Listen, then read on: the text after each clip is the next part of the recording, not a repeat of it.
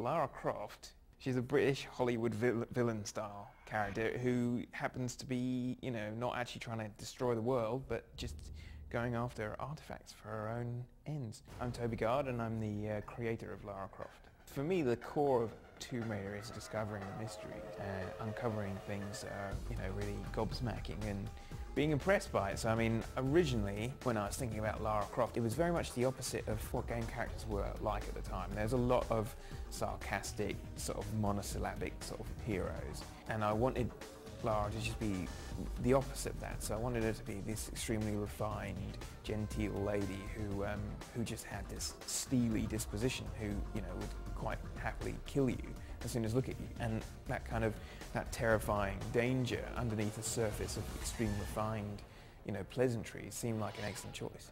With this game, I think Lara's probably the most signature new thing that's going on for her is her new grapple, which she can use in a variety of ways. She kind of uses it to sort of help her solve puzzles, and she uses it to some extent as a weapon, and she can use it to swing around the place as well, so she can actually jump and grapple, because we have a physics-based world, so she can use it to really affect the environment in all sorts of different ways. You can be quite creative with it. It's a good tool.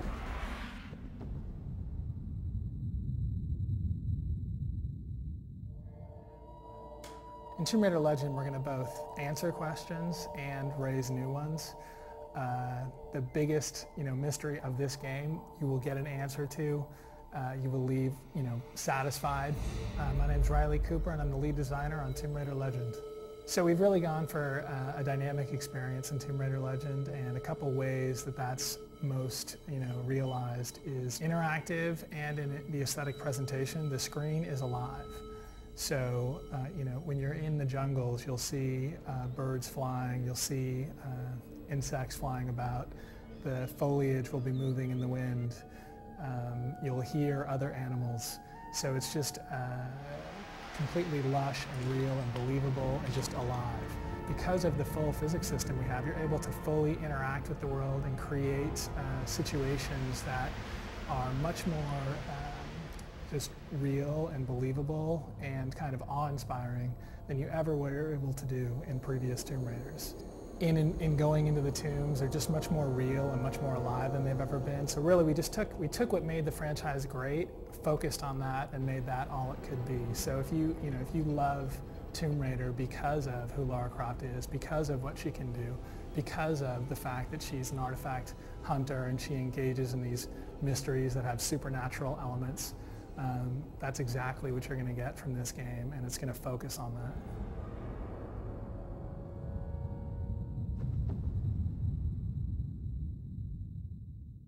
Well, Tomb Raider's always been about exploration and finding those remote corners of the world that the world has forgotten about.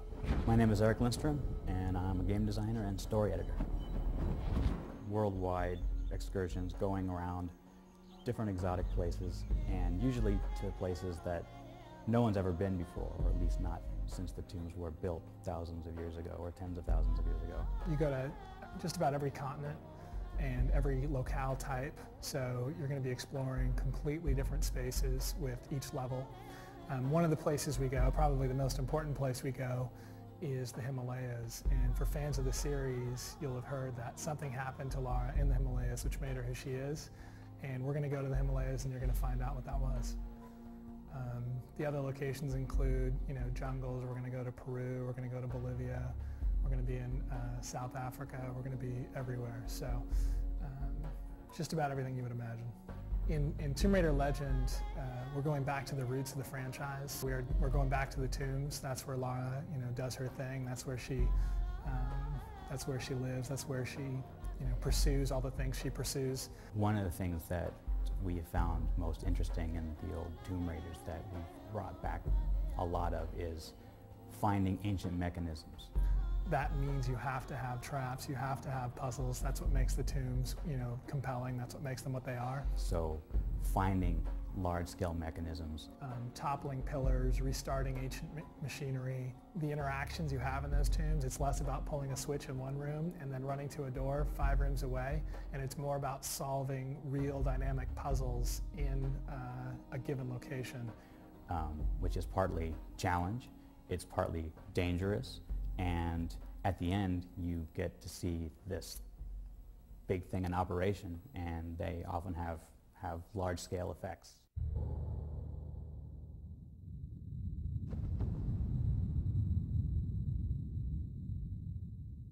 In the original Tomb Raider, it was my goal to make a character who was very solid, who animated very smoothly and didn't have a lot of snaps and jerkiness to her. And that was because, again, a reaction to what was around at the time, which is that people didn't care too much about animations. They didn't care about whether or not people's feet slipped around the world and all sorts of stuff like that. There's a huge step forward in the animation technology we're using in this game because, you know, whereas before Lara would smoothly animate, but she would be very sort of unresponsive, we now have that smooth animation, but with great responsiveness and great intuitiveness as well.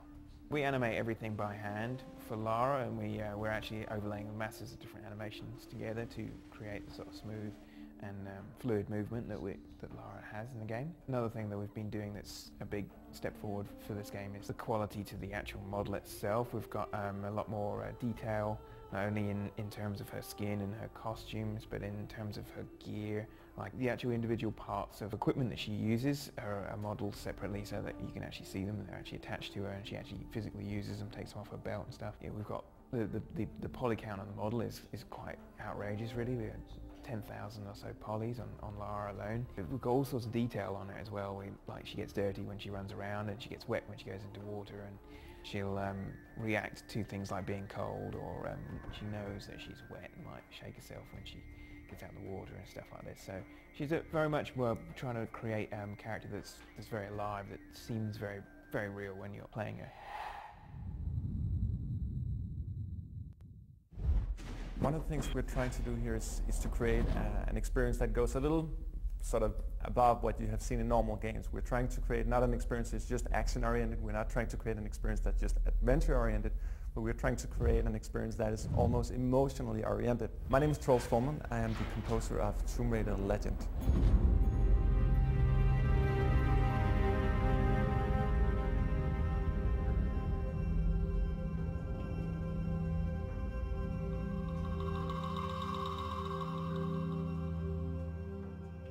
So we're taking this very well-established brand, Tomb Raider, and really trying to sort of put in the next generation. What we did was to go back and do analysis of the old games, the prior games. There are 6 Tomb Raider games that we went really deep into. And we're trying to understand what they did right and what they did wrong. One of the things we did when we went back and analyzed the old games was actually to look at the storyline of Lara. What we're trying to do in this game, without revealing too many details, is trying to go back in her past and try to understand how she became who she is. I think one of the sort of common problems in games is normally you talk about the story and you have a very sort of slim storyline that just goes through, but in this one we took a step deeper and tried to recreate an emotional experience.